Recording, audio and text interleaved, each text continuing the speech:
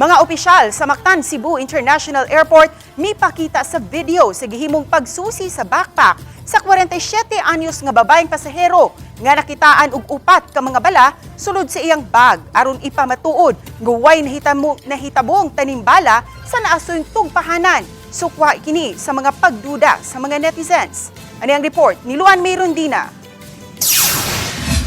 Sa pag-abot pa lang sa pasahero sa departure area sa Mactan-Cebu International Airport, hitsas na kini sa mga CCTV. Nakapaskin usab sa entrance sa terminal ang listahan sa mga butang nga gidili nga mada sama sa mga armas, bala, bisan mga toy gun replica, pellet gun ug rifle. Pag-abot sa check-in counter, nakapaskin gihapon ang samang listahan sa mga gidili nga butang ug pahinumduman usab sila sa mga airline staff. Sa habig sa 47 anyos nga babayeng pasahero sa iyang hand carry bag ug dili sa bag nga iyang gi-check-in nakita ang mga bala. Busa gikan sa check-in counter, dala niya kini paingon sa final security screening.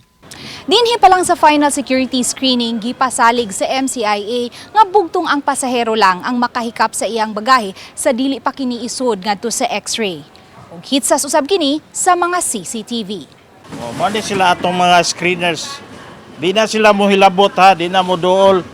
Bawal po na sa ilaha nga manghilabot. On then, og inyo tan-awon, public siya nga place, daghang mga tao, daghang makasita kung naa sila buhaton nga dili sakto. Naapot ay CCTV nga nagmonitor nila.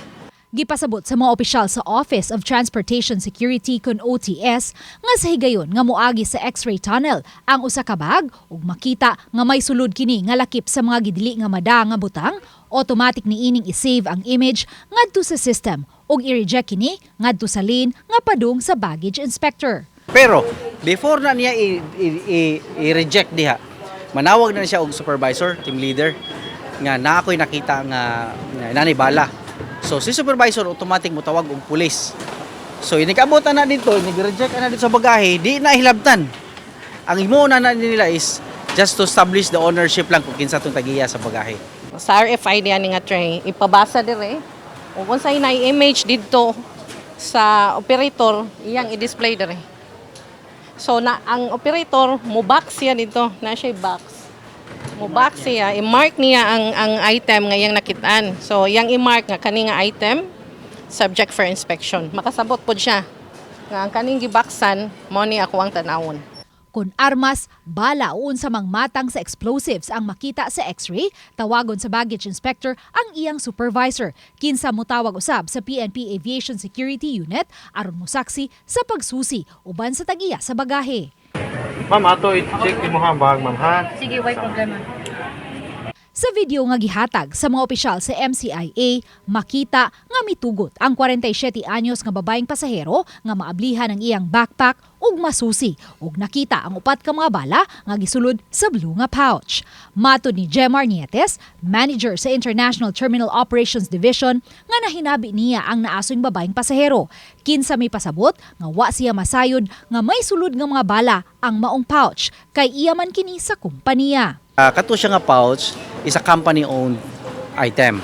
Na dito ang ilahang phone, ilahang mga petty cash, and na po dito, unya ipasa-pasa to nila, i-turn over to nila per shift.